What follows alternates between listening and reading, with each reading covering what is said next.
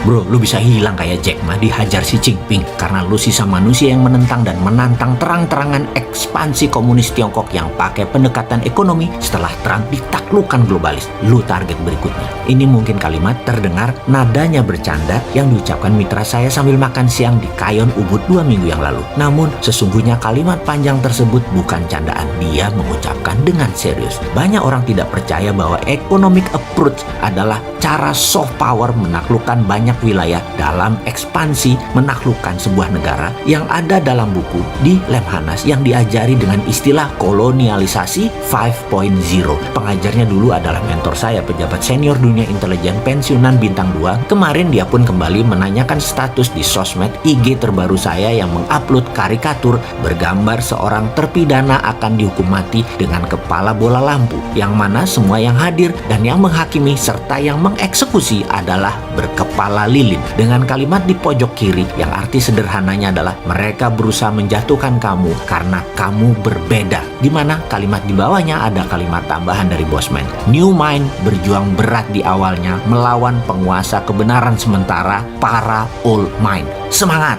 Maka saya berkata kepada mitra saya bahwa ke depan informasi yang Bosman akan berikan masuk ke sesi kedua dari cara cerdas bernegara yang sudah hampir 500 video kita terbitkan dan tuliskan ini selama 1,5 tahun. Sesi kedua ini lebih merincikan Mardigu Nation, sebuah konsep bernegara new mind. Kita tahu old mind dan old system doesn't work, harus diubah, diganti, diperbaharui. Untuk proses itu semua, yaitu sebelum perubahan terjadi maka harus ada ABC, awareness before changes. Changes, perubahan tidak mungkin ada tanpa diawali dengan awareness atau kesadaran. 500 informasi video awal adalah awareness-nya dan seri berikutnya adalah perubahannya. Ini akan menantang hegemoni kekuasaan dalam taraf pemahaman atau keilmuan. Namun tidak apa-apa, ini hanya knowledge baru yang penting untuk generasi yang tidak tahu apa itu P4, tidak pernah ditatar bernegara, tidak kenal PMP secara rinci, tidak mengerti sejarah bangsa dan negara Indonesia secara detail, memahami pondasi negara Undang-Undang 45 dan Pancasila tidak juga paham, diberikan informasi kekinian oleh kita dengan gaya populer, dan ini akan berlanjut 500 video ke depan.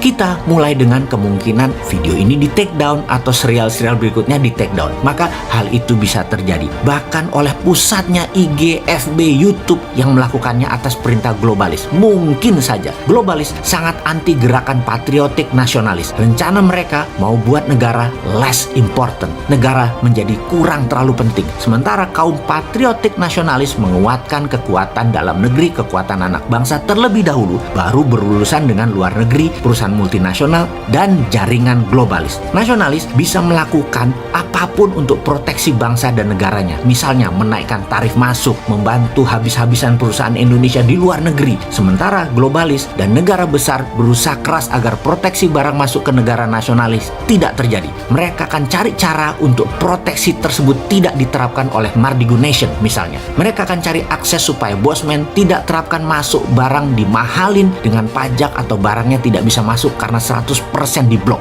Cari pejabat yang pragmatis dan oportunis, pasti mau duit. Mereka punya cara untuk mempengaruhi individu. Dan kita tahu yang dahsyat adalah mereka sudah kendalikan media mainstream dunia yang mana akan digunakan untuk menekan kaum patriotik nasionalis dari memperlihatkan keburukan penguasa mereka yang mereka target karena tidak nurut, lalu memperlihatkan kebaikan produk mereka dan manfaat kerjasama dengan globalis tersebut. Berulang-ulang melalui media mainstream dunia yang di setiap negara mereka punya relay penyambung beritanya. Lihat saja media utama di Indonesia selalu merilai apa perpanjangan tangan media mainstream dunia di dalam memberitakan sebuah informasi. Tidak akan mungkin punya jurnalis di semua negara lalu melakukan reporting langsung atau analisa langsung. Muahal bos, enaknya merilai, menyambungkan berita utama dunia yang hanya ditranslate mentah-mentah bahasanya. Jadi kalau mereka ingin COVID misalnya diberitakan menakutkan, di Italia ada lockdown menakutkan, di Wuhan orang bertumbangan di jalan bagaikan zombie, mereka bisa putar di mana-mana seperti di awal tahun 2020 kemarin, dan segera seluruh dunia menyebarkan berita ini dan menakut-nakuti seluruh dunia dengan cara yang sama. Sekarang Trump rubuh dan berita COVID